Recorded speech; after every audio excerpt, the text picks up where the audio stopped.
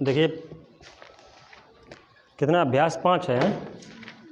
समांतर श्रेणी स्टार्ट करने वाले पहले हम समझते समांतर श्रेणी क्या है। समांतर श्रेणी ऐसी श्रेणी जिनके बीच का अंतर जो है समान हो, वो समांतर श्रेणी कहलाता है। जैसे 2 और 2 के बाद 4, 4 के बाद जैसे 2 और 2 के बाद 4, 4 के बाद 6, 6 के बाद 8। आप देखेंगे अगर हम इस दूसरे अगले वाले पद से पीछे वाला पद घटाएं तो कितना अंतर आ रहा? 8 में से 2 6 गया 2 और 6 में से 4 गया 2, तब भी 2। मतलब जो प्रत्येक पद के बीच अंतर है वो कितना है? 2 है। तो मतलब अंतर सब में समान है। ऐसी श्रेणी क्या कहलाती है? समांतर श्रेणी। और ध्यान दें और कुछ बताने वाले हैं। जैसे 2 अभी हमने लिखा 4, 6, 8, 10 डाट डाट ऐसे कई पदों तक हो सकते हैं। 2 4 6 8 10 12 15 16 18 20 22 डाट डाट n पदों तक मान लिया है। तो इसमें पहले वाले पद को हम ए बोलते हैं। क्या बोलते हैं? ए। और दूसरे वाले पद को मतलब इसे हम अगर वैसे मानो तो ये पद मान लो इसे T1 कहा, इसे T2 कहा। पहले वाले पद को क्या बोलेंगे? T1, दूसरे पद को T2, तीसरे पद को T3, ऐसे अगले पद को T4, T5 ऐसे बोलते रहेंगे। लेकिन पहले वाले पद को T1 भी कहते हैं और ए भी कहते हैं। ए जो मतलब होता है हमारा वो पहला पद होता है।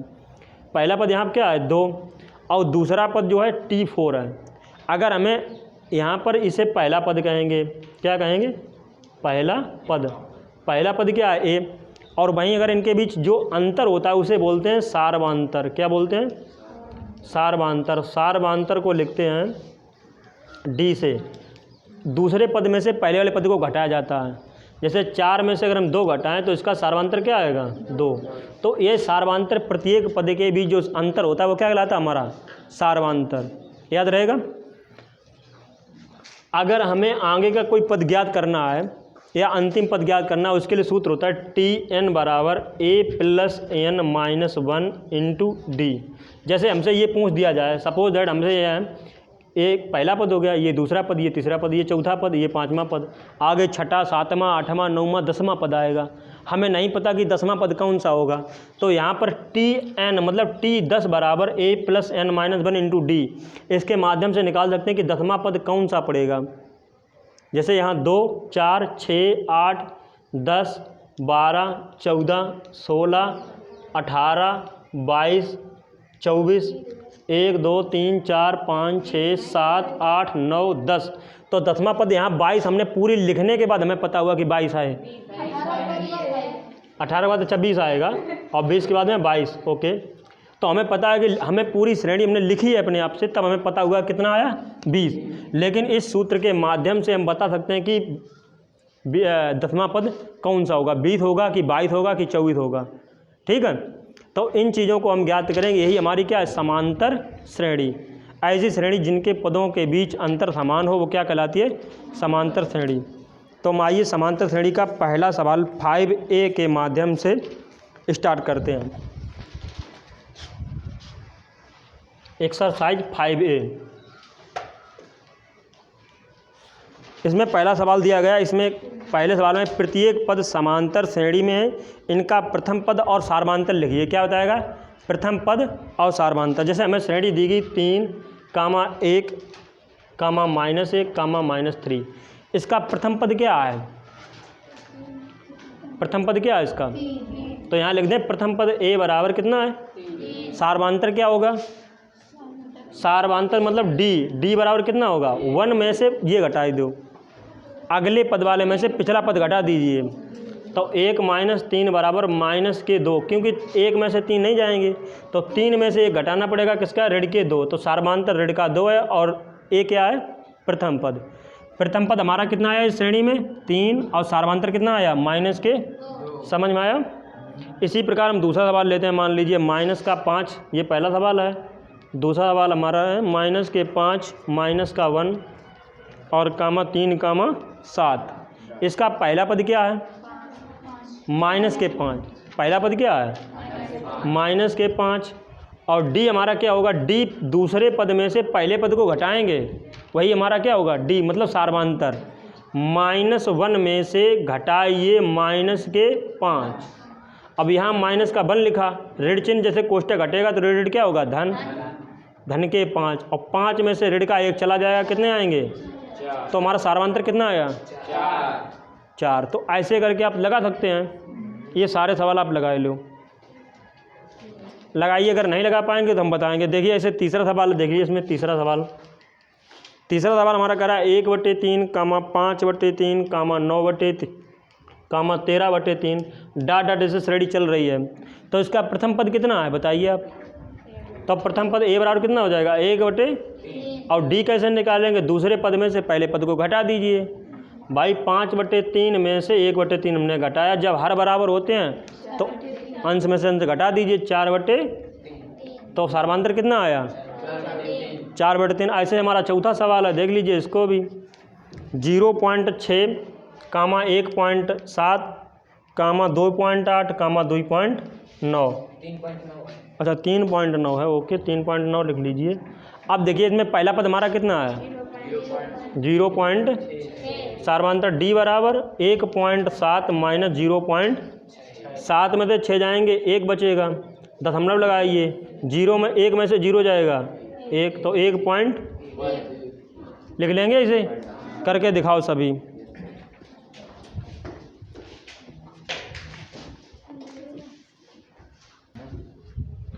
देखिए अगला सवाल है 2।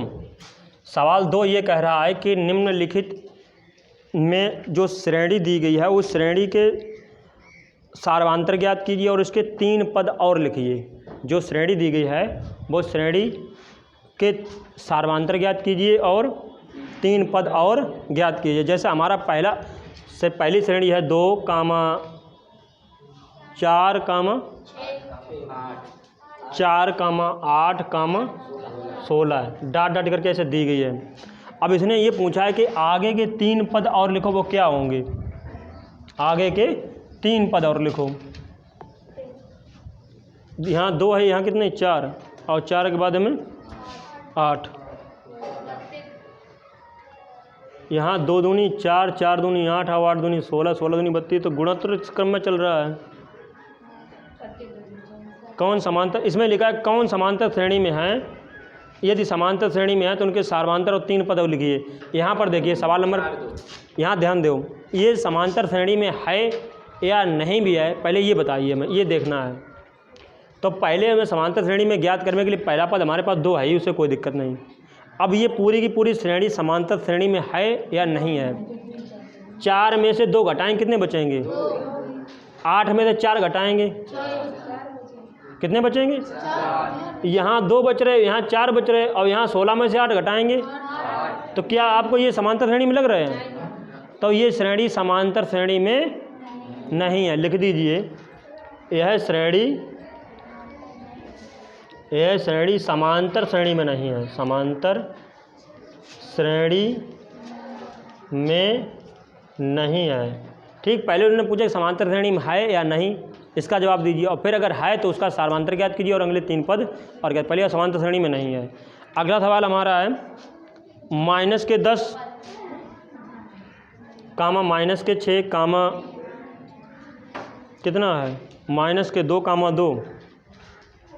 अच्छा इसमें बताइए समांतर श्रेणी में है या नहीं, पहले इसको चेक कीजिए।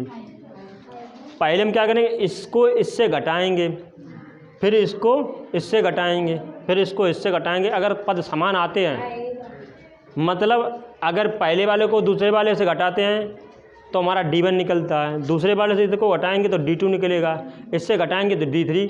मतलब ये D1, D2, D3 के मान कैसे आने चाहिए? बराबर आने चाहिए। अगर बराबर आए तो समांतर श्रेणी में है, अन्यथा समांतर श्रेणी में नहीं है। तो पहले हम D1 निकाल के देख लेते हैं। -6 में से क्या घटाएंगे? -10 घटाएंगे। -6 माइनस क्या हो जाएगा? +10। 10 में तो 6 जाएंगे, ऋण के धन के 4 बचेंगे। ऐसे D2 निकाल लीजिए। D2 बराबर कितना आएगा? ऋण के 2 में से 6 घटाइए, ऋण के 2 में से घटाना है कितना? -6, -2 माइनस क्या हो जाएगा? +6। 6 में तो कितने? प्लस के 4 बचेंगे। तो ये क्या है? समांतर श्रेणी में है। क्या लिखेंगे? यह श्रेणी समांतर श्रेणी में है, समांतर श्रेणी में है। ठीक है, लेकिन उसने कहा समांतर श्रेणी में सार्वंतर कितना है? 4। सार्वमांतर कितना है? यहाँ नीचे लिख दो सार्वमांतर 4 है। कितना है? यहाँ लिख देना सार्वमांतर D बराबर 4 है। कितना है? 4 है। अगले 3 पद और ज्ञात करने हैं, तो अगले 3 पद ज्ञात करने के लिए जो लास्ट वाला पद दिया इन्होंने उसमें 4 4 4 जोड़ते जाइए, जो भी सार्वमांतर निकला है वो हमें अगले 3 पद ज्ञात हो जाएंगे। देखिए अगले 3 पद, अगले 3 पद ध्यान देखिए। हमारा देखिए पहला पद क्या था? -10। दूसरा पद क्या था? -6। तीसरा पद क्या था? -2। अगला पद क्या है? 2। अब 2 से अगला पद क्या आएगा? तो 2 में ही जोड़िए, 2 में 4 जोड़ो, कितने आएंगे? 6। अब फिर 6 में 4 जोड़ो 10, फिर 10 में 4 जोड़ो, तो हमारे अगले 3 पद कितने हो गए? 10, 6, 10, 14। कितने हो गए? 6, 10। समझ में आया? इसी प्रकार तुम्हें आगे के सवाल लगाने हैं। लगा पाओगे? एक और बता दें, एक और देख लीजिए।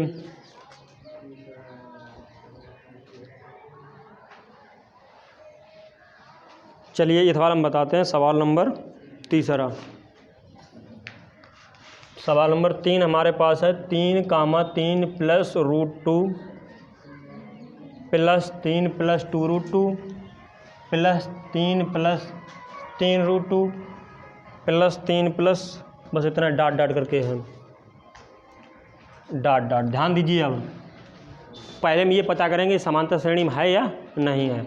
उसके लिए हम क्या करेंगे? पहले D1 निकालेंगे, फिर D2 निकालेंगे। D1 क्या करेंगे? दूसरे वाले पद में से पहले वाले पद को घटाएंगे। तो दूसरा पद हमारा क्या है? 3 प्लस √2 में से क्या घटाएं? 3। तो 3 से 3 कट के हमारे पास आंसर कितना आया? √2 आया। अब D2 निकालते हैं। D2 के लिए तीसरे पद में से दूसरे पद को घटाएंगे। तीसरा पद हमारे पास कितना है? 3 प्लस 2√2 में से घटा दो कितना?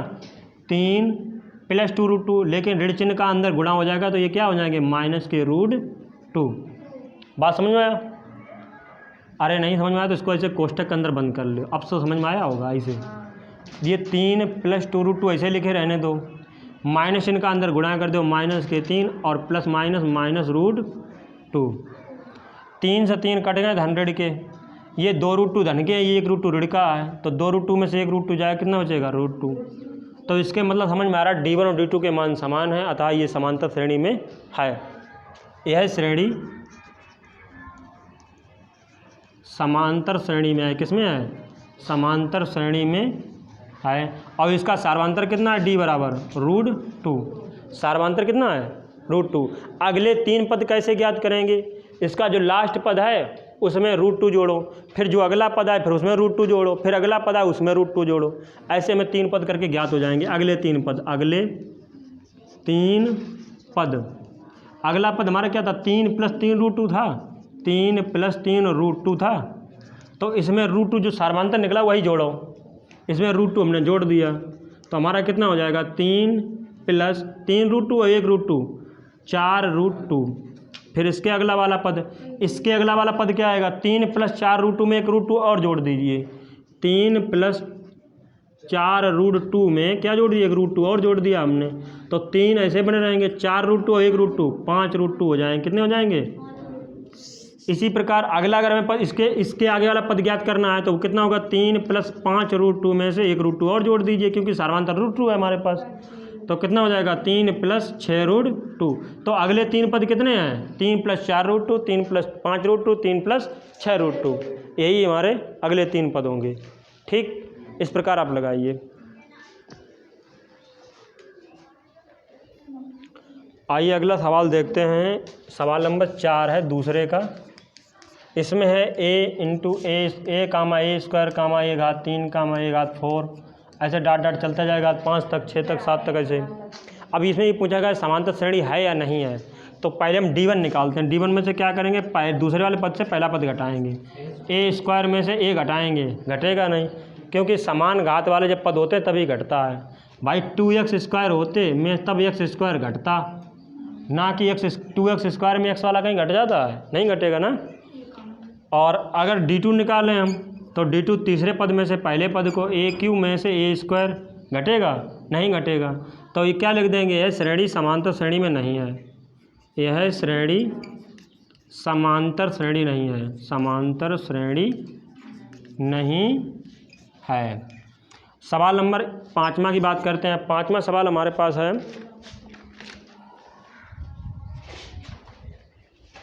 √2, √8, √18, 32, √2, √8, √18, √32। अब ये हमें देखना है कि ये समांतर श्रेणी में हैं या नहीं है। देखिए पहले हम D1 निकालेंगे। D1 के लिए क्या होता है, हमने दूसरे पद में से पहले पद को घटाएंगे। √8 से घटाने हैं √2। अब ज़रा √8 को सॉल्व कीजिए। √8 का वर्गमूल कितना होता है? √8 का अगर हम सॉल्व करें तो इसको ऐसे लिख सकते हैं, देखिए 8 को 2 दूनी 4 दूनी 8, और चूंकि वर्गमूल है तो गुणनखंड के रूप में 2 का जोड़ा एक बाहर आएगा, बचे क्या गया अंदर 2। तो इसको लिखे क्या लिख सकते हैं, 2√2 में -√2, 2√2 में से 1√2 जाएगा, कितना बचेगा 1√2। अब निकालिए D2 बराबर, D2 कैसे निकालेंगे, √18 में से √8, √18 माइनस √8। 18 का वर्गमूल जब आप लेंगे तो 3 3 का 9 दूनी 18, 3 बाहर आएगा, 2 अंदर, 3√2 माइनस 8 को क्या लिखेंगे 2√2। तो 3√2 में तो 2√2 जाएगा, क्या बचेगा 1√2। तो हम देखते हैं कि D1 और D2 के मान कैसे आए, समान आए। तो अतः ये समांतर श्रेणी में है। यह श्रेणी समांतर श्रेणी है। कैसी है, समांतर श्रेणी है।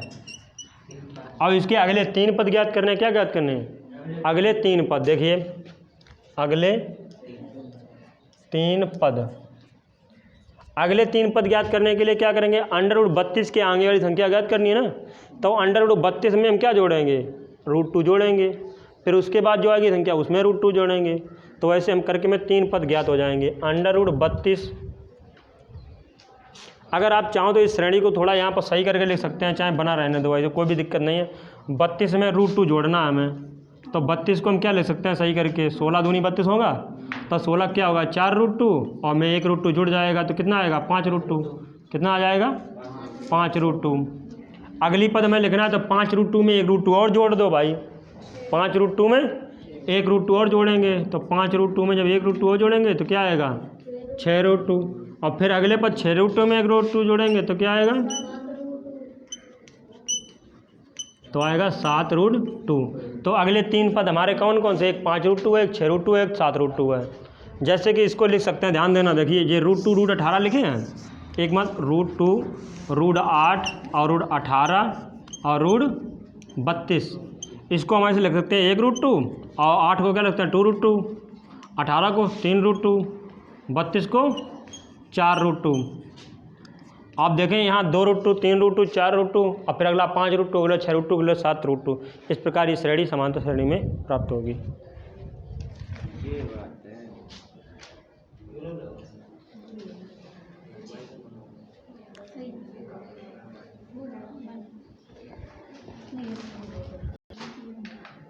सवाल नंबर 6 आप इसी प्रकार लगा लीजिएगा, ठीक है, जैसे कि हमने सवाल नंबर 4 को बताया। अब देखिए सवाल नंबर 7 है, 2, 5/2, 3 और 7/2। डाट डाट आगे के 3 पद ज्ञात कीजिए, और यह भी ज्ञात कीजिए कि यह श्रेणी समांतर श्रेणी में है या नहीं है। तो समांतर श्रेणी में जांच करने के लिए हमने बताया आपको, पहले D1 निकाल लेंगे फिर D2। तो D1 कैसे निकालेंगे, D1 बराबर होता है दूसरे पद में से पहले पद को घटाइए, 5/2 में से 2 घटाइए। तो कैसे घटाएंगे, 2 दूनी 5 में से 4 गए 1, और नीचे 2। अब ऐसे D2 निकालिए, D2 बराबर क्या लिखेंगे, 3 में -5/2, तो 3 दूनी 6, 6 में से 5 जाएंगे 1/2। तो देख रहे हैं आप कि 1/2 पहले वाले में भी समांतर आया और दूसरे वाले में भी 1/2 समांतर आया। तो ये श्रेणी कैसी है, यह श्रेणी समांतर श्रेणी में, यह श्रेणी समांतर श्रेणी में है, ठीक है, समांतर श्रेणी में। इसके अगले 3 पद कैसे ज्ञात करेंगे भाई, अगले पद में हमें समांतर जोड़ना है ना। 7/2 में 1/2 जोड़िए, फिर अगला पद है उसमें 1/2 जोड़िए, फिर अगला पद है उसमें 1/2 जोड़िए। तो लिखिए अगले 3 पद, अगले 3 पद कैसे निकलेंगे? 7/2 में 1/2 जोड़ना है, क्योंकि सार्वंतर हमारा 1/2 निकला है। जोड़ दीजिए। जब हर बराबर होते तो अंश को जोड़ लेते हैं। 7 और 1 8/2, 2 4 8। अगला पद कितना होगा? 4। 4 से अगला पद ज्ञात करने के लिए 4 में 1/2 जोड़ो, तो 4 दूनी 8 और 1 9/2। अब अगला पद ज्ञात करने के लिए 9/2 में 1/2 जोड़ो, तो 9 2 हर जब बराबर है तो 2 आ जाएगा लासा, और 9 1 10, 10/2, 2 पंचे कितना आएगा? तो अगले 3 पद जो हमारे होंगे वो 4, 9/5, 5 होंगे। ऐसे लिख सकते हैं अगले 3 पद। अगले 3 पद कितने होंगे? 4, 5 नहीं 4, 9/2, 5। ठीक, ये अगले 3 पद हैं। इस प्रकार लगाने हैं।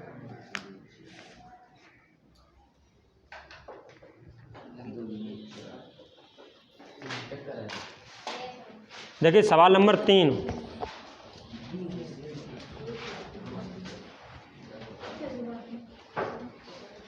सवाल नंबर 3 कह रहा है कि दी हुई समांतर श्रेणी में प्रथम 4 पद लिखिए, जबकि ए मतलब प्रथम पद और समांतर दिया गया। ए बराबर 10 है और डी बराबर भी 10 है।